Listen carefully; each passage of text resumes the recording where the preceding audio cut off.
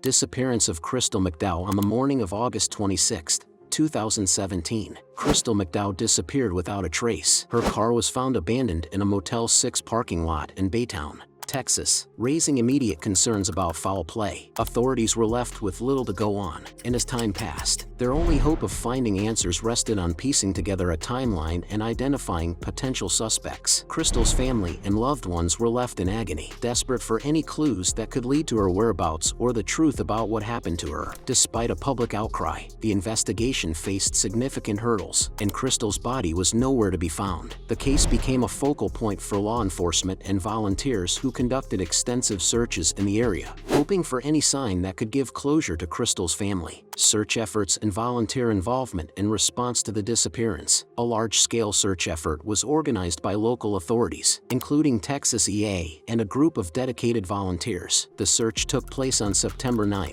2017, involving nearly 100 individuals who carefully combed through the surrounding wetlands in search of any sign of Crystal or her remains. The searchers adopted a grid-based approach, systematically covering each section by ATV and airboat. However, despite their extensive efforts, no trace of Crystal was found.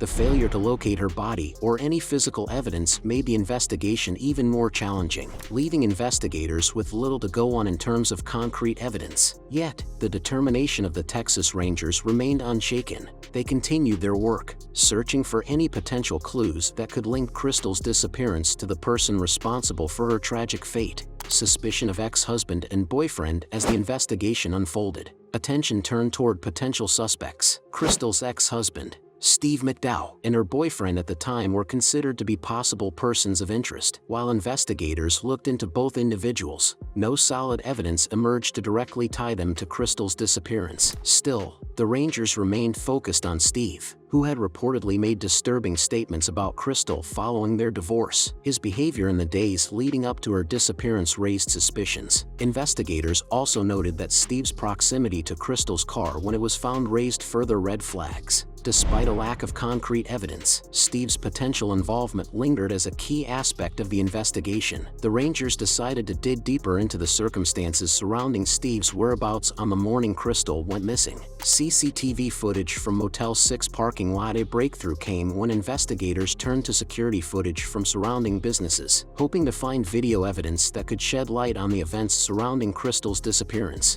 The footage from a Motel 6 security camera captured an image of a man parking Crystal's car in the parking lot on the morning of August 26, 2017, at 6:37 a.m. Although the man's identity was unclear, the footage was a significant development in the case. As the Rangers reviewed the video, they began to suspect that the man in the footage could be Steve McDow. This suspicion intensified when additional CCTV footage surfaced, showing a blue Mustang GT, a car matching the description of Steve's vehicle, pulling into a gas station near the motel 5 hours later. Steve's actions, including his focus on Crystal's car and his behavior at the gas station, gave investigators the impression that he may have been checking up on the situation, raising suspicions that he was more involved in her disappearance than initially thought. Steve McDow's movements on the morning of Crystal's disappearance. In their search for more evidence, investigators discovered additional footage from around the time Crystal's car was abandoned. A man was seen riding a bike along the Interstate 10 service road just 25 minutes after Crystal's car was left at the Motel 6. The bike had distinctive mag wheels, which reminded the Rangers of a similar bike they had seen in Steve McDow's garage during their previous interviews. This new piece of evidence seemed to confirm Steve's involvement in the situation.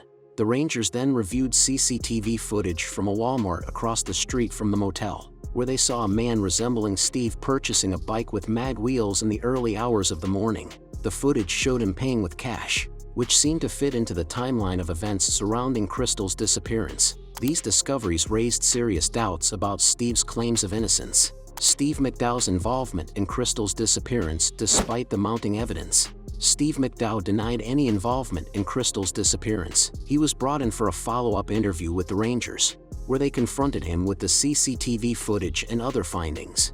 However, Steve continued to deny any wrongdoing. The Rangers, confident that Steve was responsible for Crystal's death, pressed on with the investigation, believing they had enough circumstantial evidence to bring charges against him.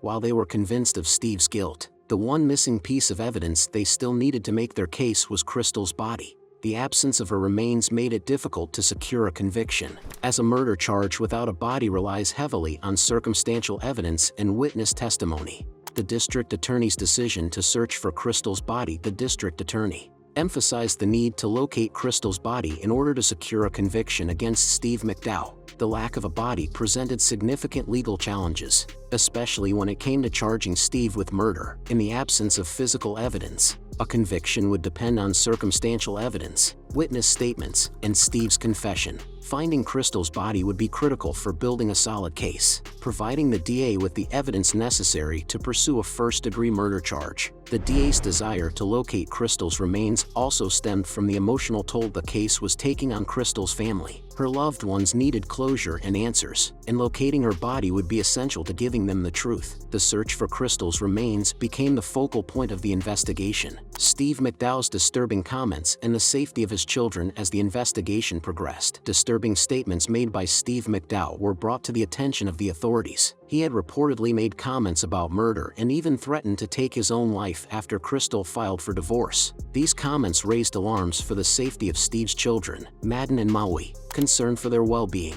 the DA made the decision to remove the children from their father's custody and place them in protective services. The DA hoped that Steve might cooperate if he were threatened with the loss of his children. To this end, the DA presented Steve with an offer. If he led them to Crystal's body, they would reconsider the decision to keep his children in protective custody. This was a crucial moment in the investigation, as it presented a chance to find Crystal's remains and potentially bring Steve to justice. Steve's conditional cooperation and offer to lead authorities to Crystal's body. In response to the DA's offer, Steve McDow made a proposal of his own. He agreed to lead authorities to Crystal's body, but only if the death penalty was removed as a potential option in his case. This posed a dilemma for the DA and the Texas Rangers. On one hand, Steve's cooperation presented the best opportunity to find Crystal's body and bring closure to her family. On the other hand, it meant agreeing to a potentially lenient outcome for Steve, as he could avoid the death penalty in exchange for revealing where Crystal's remains were hidden. The DA, knowing how crucial it was to locate Crystal's body, reluctantly agreed to Steve's terms. The next day, Steve led the authorities on a search for Crystal's remains, offering hope that the mystery surrounding her disappearance would finally be solved. Steve McDow's confession and the discovery of Crystal's body. Steve McDow eventually confessed to the murder of Crystal. According to his confession, Crystal had told him that she no longer loved him, which led to a heated argument between the two. In a fit of rage, Steve claimed that he had accidentally suffocated Crystal during the confrontation. He said that he never intended to kill her but acted impulsively in the heat of the moment. After her death, Steve took immediate action to conceal her body. He wrapped her in trash bags and placed her in the trunk of Crystal's Mercedes. He then drove to a secluded location and disposed of her body in a ravine. This confession marked a turning point in the case, as Steve led authorities to the site where Crystal's body was found. The condition of the body, however, was horrifying, and little remained of Crystal after the prolonged exposure to the elements. Despite this, the discovery of her remains provided crucial evidence for the prosecution. Defense strategy: sudden passion defense. During Steve McDow's trial, his defense team sought to mitigate his charges by invoking the sudden passion defense. This legal strategy aimed to reduce the charge from first-degree murder to a second-degree felony. The sudden passion defense suggests that an individual acted out of intense emotion, such as rage or terror, in response to provocation. In Steve's case, his legal team argued that Crystal's alleged infidelity and her statement that she no longer loved him had provoked him to act impulsively. Under Texas law, if successful, this defense could lead to a lesser sentence of 2 to 20 years in prison, rather than the harsher punishment associated with first-degree murder. The prosecution, however, firmly rejected this claim, insisting that Steve's actions were premeditated and that he should be held fully accountable for Crystal's death. The trial became a battleground between the defense's attempt to reduce Steve's sentence and the prosecution's efforts to secure a murder conviction. Steve McDow's trial and conviction. In June 2019, Steve McDow's trial began. The prosecution presented a compelling case, including Steve's confession, CCTV footage, and the emotional testimony of Crystal's daughter, Maui, who witnessed the murder. Maui's account of the night her mother was killed was heart-wrenching. She described how Steve had suffocated Crystal in front of her, leaving her terrified and confused. Despite the defense's efforts to undermine Maui's testimony, the jury found Steve's actions unforgivable. After deliberating on the evidence, the jury delivered a guilty verdict, convicting Steve of murder. The emotional toll of the case was evident, but the guilty verdict brought a measure of justice to Crystal's family. During the sentencing phase, the jury rejected the sudden passion defense and sentenced Steve to 50 years in prison, ensuring that he would pay for the life he took. While Crystal's family could finally find some semblance of closure after years of waiting for justice, in the end, Crystal McDowell's tragic story serves as a stark reminder of how quickly lives can be changed by anger, betrayal, and impulse. The tireless efforts of investigators, volunteers, and Crystal's family ultimately led to the discovery of the truth, offering some semblance of closure after years of uncertainty. Though justice has been served, the emotional scars left behind by Crystal's death are something that will remain with those who loved her forever. Steve McDow's conviction, while providing a sense of justice, is a bittersweet resolution to a story filled with heartbreak and loss. It's a reminder of the importance of resilience, justice, and the need to protect those we love, even when faced with the most unimaginable of circumstances. Thank you for taking the time to listen to Crystal's story. May it help inspire us all to be more mindful of the people we hold dear and the consequences of our actions.